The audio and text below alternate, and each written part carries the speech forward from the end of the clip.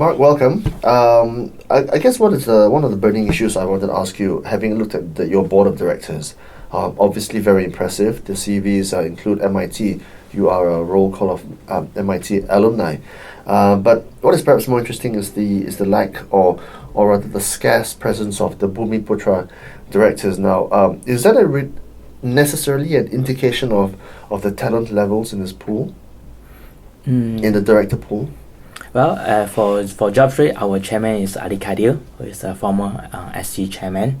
I think a lot of times right now, most of the company, we want to recruit people as diversified as possible, and so there's no problem in terms of recruiting from anyone. And I think sometimes it's that maybe the pool of Bumi director might be less available because they maybe have more maybe perhaps government companies or some of the companies that would want to attract more of them, and maybe it might be more difficult for us to attract the people that is of the skill that we require. Maybe the best is gone to some other company. And also number two, I think we are a smaller company as compared to many other larger let's say like government companies, so and our ability to attract some of the director might be less as compared to 600 million market cap, down from 900. Not a small company, a mid-cap company by now, Mark. I guess your views on the lack of talented directors to fill the positions necessarily reflects the education system in Malaysia, which heretofore has been quite lacking. The detractors suggest anyway. Is this something you agree with? I think I am too concerned about the education system here in Malaysia. I think a lot of times the discussion is always about we are not so good in English. Well, I'm one of those. I'm not so good in English and I'm still speak broken English. But I think the more concern is actually the subject and the skill that our students are learning in the local universities. I always believe that if your skill is very high, you can be a Russian who don't speak English or mainland Chinese who don't speak English. You will find employment, and company will find way to employ you and then get you to work in the company. But when the skill set is low, then it's very difficult. And I think sometimes some of the courses maybe perhaps is not really up to date. Maybe the professors themselves are not really up to date with some of the latest changes, and because of that, they're not able to impart some of the necessary skill set to our student. The world is changing so fast, and the education and the subject that need to taught in the school need to change very fast too. I guess that's a typical reflection of the education stance,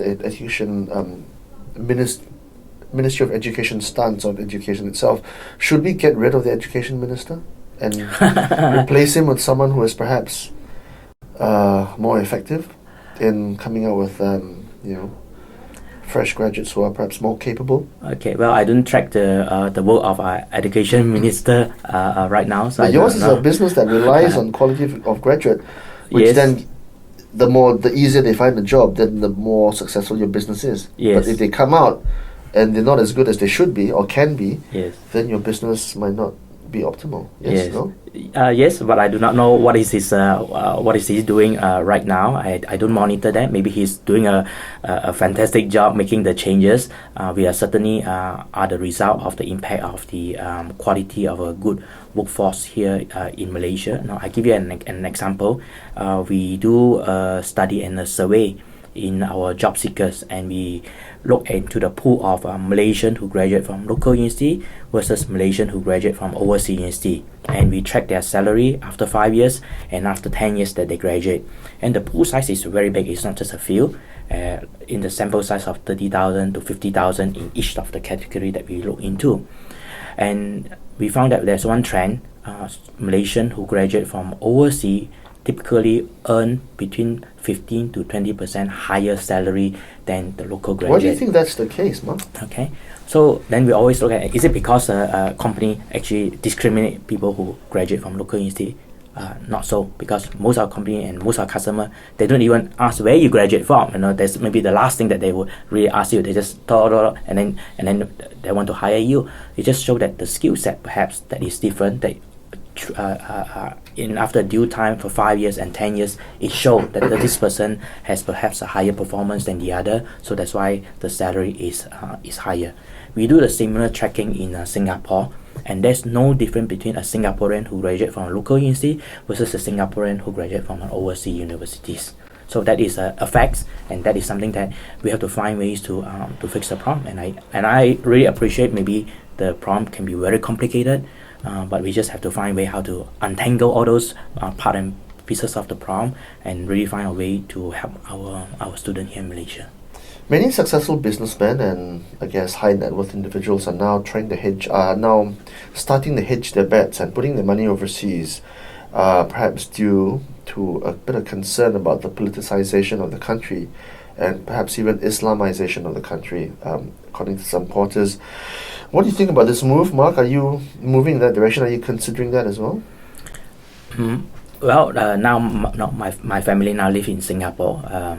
So I do need to get some money out for my own living, but most of my wealth is actually in Malaysia, and a lot of times people are worried about a lot of these factors, but in reality the leadership are logical, and a lot of times is that logical or illogical?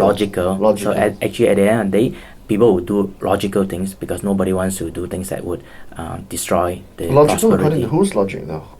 I think it's the majority logic, the logic of the benefit of the society and the country. So I think in short term people have worry, but a lot of times if you look through in the long term, there might be a bit of up or silly things that people do, but I think in overall people are going to move into a direction that is actually of progress in the future. Okay, last question. Long term, are you long or short Malaysia? Actually long Malaysia, because if people are just so pessimistic about Malaysia, like what you say, it's always a good time to look into this country and see a lot of values. And when people are too optimistic in one country, maybe perhaps it just means that they overreact and too optimistic in those countries. Mark Chang, Chief Executive and Co-founder of JobStreet.com, thank you for your time. Thank you.